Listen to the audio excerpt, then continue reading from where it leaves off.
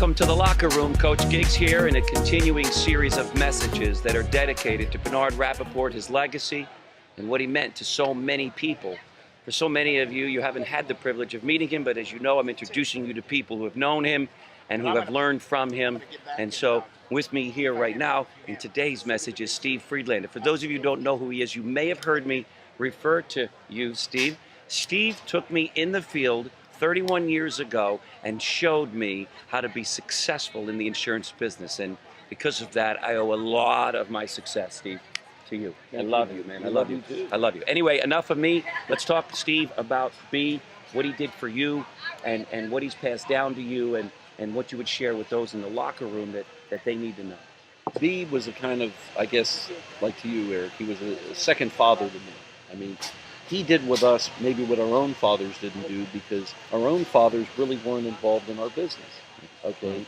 And, you know, B was the once-in-a-lifetime acquaintance that today, as we talk about him in his memory, we always wanted to be like B, you know? Yeah. And we're at a phase in our lives that the things that we do when we meet someone, you know, traditionally in this company, we don't just handshake, we embrace.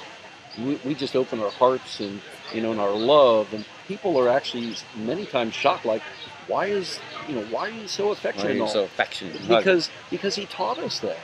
He taught us to be the people that we become, and who knows what would have happened to our lives, not only spiritually, but, you know, loving-wise and financially, if we had not crossed B's path. Now, Steve, let me ask you, because you spent, like I did, a lot of time getting to know him.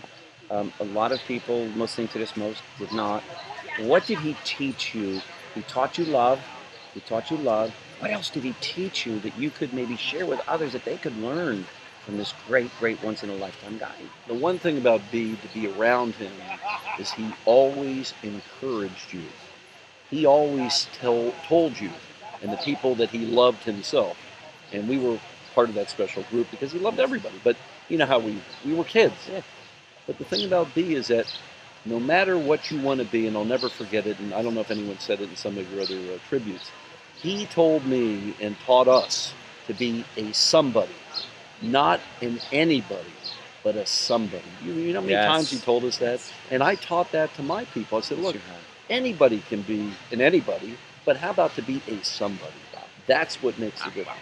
Listen, you all heard from somebody who left the United States of America to open up an entire country for our company. And B made that possible. And B made it possible, and he has therefore, as a result of what you learned from B, you took that entrepreneurial spirit over to another country, and you rocked it. He set records that nobody's ever done. So those of you in the locker room, I hope you enjoyed this visit with Steve right now as he shares what B meant to him and what he passed down to you. Steve, anything else before we go?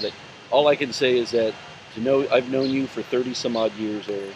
You, like B, I mean, you're very special in my life. And I want to thank you for bringing your messages globally, because we have many people listening to you every single day. Thank you so much. Thank you, Steve. See you guys later. Take care. If you've enjoyed and feel that the Daily Locker Room has served as an inspiration in your life, why not take this moment and do the same for a friend by sending them the daily message?